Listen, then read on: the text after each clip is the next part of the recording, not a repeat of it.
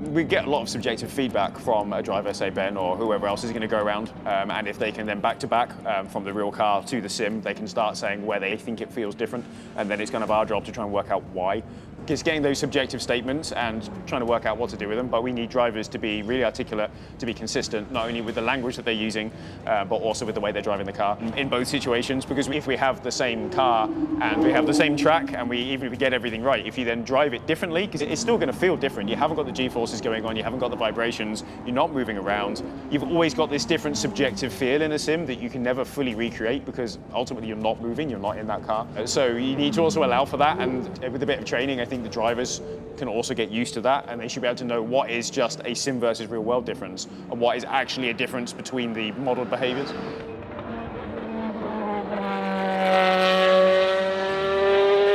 A car is a combination of all these different complex parts interacting, and so if they say, oh, the car is a little bit loose or it does something in this particular instance, they could be going around a corner, they could be going over a bump, they could be rolling off the brakes or feeding the accelerator. You've got so many transients and so many things interacting and affecting the way the vehicle drives, and it's hard to try and work out which one of them is maybe off that will cause the car to be slightly different in that case. So it's not an easy job.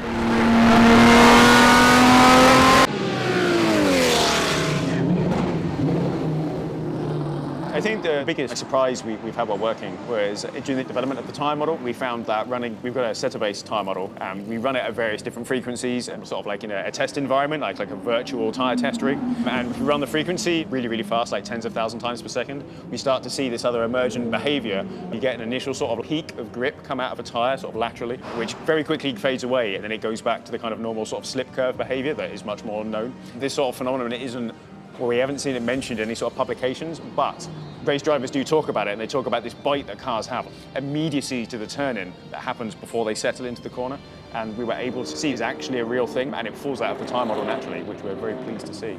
So that was probably the coolest thing that we've got out of all the new physics. We've mentioned before that straightforward we're running the physics at 720 hertz, but I'd like to say a little bit more about what that means, and in fact this is only tip of the iceberg. So 720 times a second is how often we're moving the vehicle, we're updating the tyres, information, the suspension, all of that sort of things. But we've got more going on than that. So the driveline itself, so this is like a one-dimensional rotation of all the engine parts, the gearbox, differentials, and the wheels. That actually runs 10 times faster, so that's 7,200 hertz. And the new internal combustion engine model that we've got is actually running much quicker than that. So we actually simulate every 2 degrees of crank rotation. So that means something like 36,000 hertz or something for the sort of typical RPM range that the race car engines will be running at. We've recently got access to all of the historic setup data for the lister, so that allows us to see how the real engineers over the course of its career have made changes from track to track and over time as they've learned things. And so we can go back and look at that data and try and understand why have they done it. Does it make sense to us with the model that we've got? Does it always feel like improvement? Because it should do. And also we can look at the track to track setup differences that they're doing, and if we should be able to apply those same differences that they've made, and it should work in the sim as well, and that should be also close to the sweet spot. And that would also just verify that the whole detail of the model that we've got is correct. We're taking quite a physically based approach for the new combustion engine simulation. So you're able to enter things like the bore, the stroke of the engine, number of cylinders, you can set the cam profiles, organize the lift, and this will all have the appropriate effect on like the torque curve and the throttle response that you get.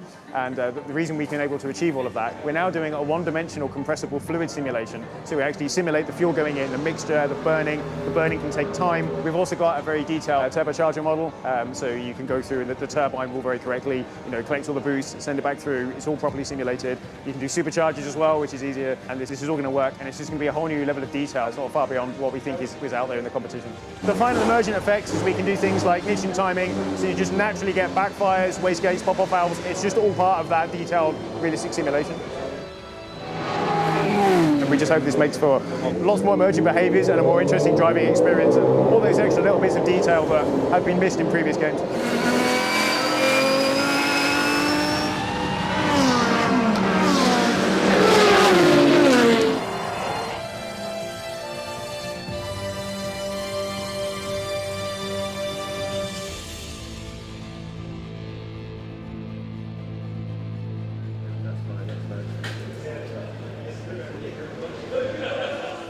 I presume that's for cooling the driver, but in this case the driver is being punished. They've riveted those closed, and there's no windows, So whoever drives this has made an enemy in the team, clearly.